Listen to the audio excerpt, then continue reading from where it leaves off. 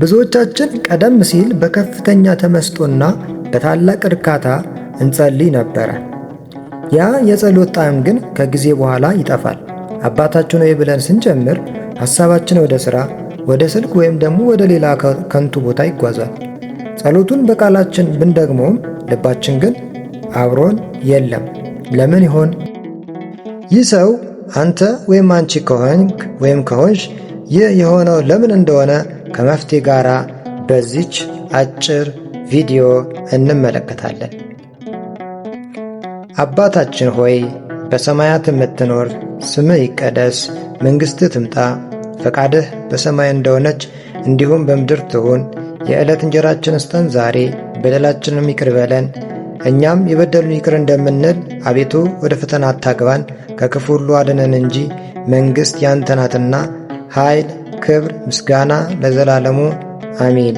እመቤታችን ቅድስት ድንግል ማርያም ሆይ በመልአኩ በቅዱስ ገብርኤል ሰላምታ ሰላም እንልሻለን። በሐሳብሽ ድንግል ነሽ፣ በሥጋሽም ድንግል ነሽ።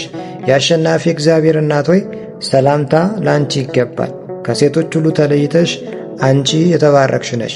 የማኅፀንሽ ፍሬ ኢየሱስ ክርስቶስ የተባረከ ነው። ጸጋን የተመላሽ ቅድስት ሆይ ደስ ይበልሽ፣ ልዑል እግዚአብሔር ከአንቺ ጋር ነውና ከተወደደው ልጅሽ ከጌታችን ከመድኃኒታችን ከኢየሱስ ክርስቶስ ዘንድ ይቅርታና ምሕረትን ለምኝልን ኃጢአታችንን ያስተሰርይ ዘንድ ለዘላለሙ አሚን። ለምን በትኩረት መጸለይ እንዳልቻልን ታውቃላችሁ? ዋናው ምክንያት አውቃለሁ ባይነታችን ነው። እስቲ እውነቱን እንነጋገር። ቀድመን የጸለየነውን ጸሎት ሁላችሁም በትክክል አብራችሁን ጸልያችሁታል ወይስ ይሄማ የማውቀውን ብላችሁ አልፋችሁታል? ብዙውን ጊዜ የምናውቀውን ነገር እንደ አዲስ ለመጸለይ አንጓጓም። አእምሯችን የማውቀውን ለምን እደግመዋለሁ ብሎ ስለሚያስብ ትኩረቱን ወደ ሌላ ነገር ያሸሻል። አንድ ነገር ልናስተውል ይገባል። ጸሎት እንደ ዝርው ዕውቀት በቃል ተሸምድዶ የሚቀርብ ንባብ አይደለም። ጸሎት የልብን ለእግዚአብሔር መናገር ነው። ይቅርታን መጠየቅ፣ የምስጋና ማቅረብና ከሁሉ በላይ ደግሞ የእግዚአብሔርን ምክር ሰምቶ በእርሱ ለመመራት ነው። በቃላችን ስለያዝነው ብቻ ጸለይን ማለት አይደለም። በጸሎት ውስጥ እግዚአብሔርን ማውራትና የእርሱን ድምፅ ማድመጥ መቻል አለብን።